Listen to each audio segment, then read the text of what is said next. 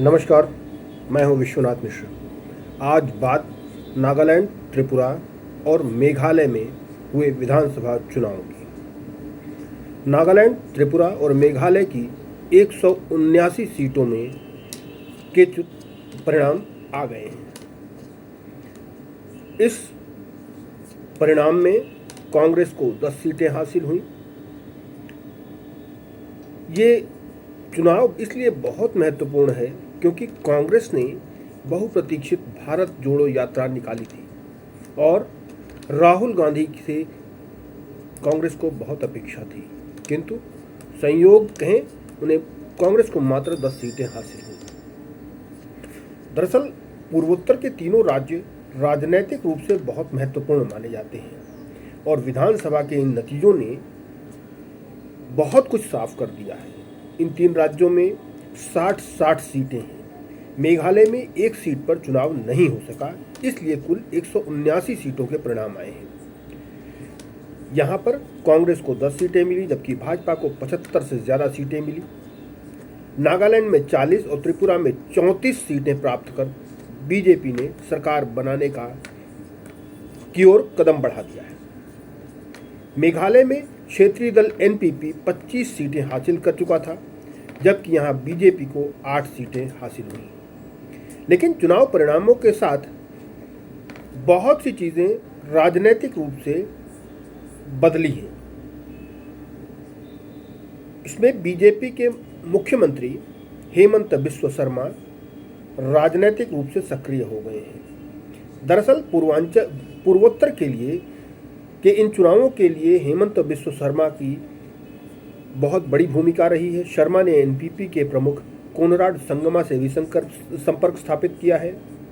माना जा रहा है कि भाजपा के सहयोग से एनपीपी की सरकार मेघालय में बनेगी। हालांकि यहाँ 17 निर्दलीय उम्मीदवार भी जीत रहे हैं, लेकिन कांग्रेस को मात्र 5 सीटें हासिल हुई हैं। वहीं पश्चिम बंगाल की मुख्यमंत्री ममता बनर्जी ने भी मेघालय में पूरी शक्ति लगा दी थी, लेकिन टीएमसी को लगभग 9 सीटों का लाभ हुआ।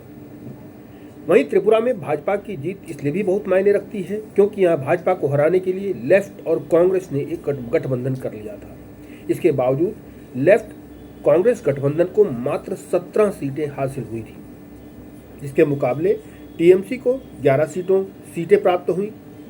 टिपरा मोथा और राजा साहब एक बड़ा इशू बनकर उभरे थे, जिन्होंने बीजेपी को समर्थन देने के संकेत दिए हैं।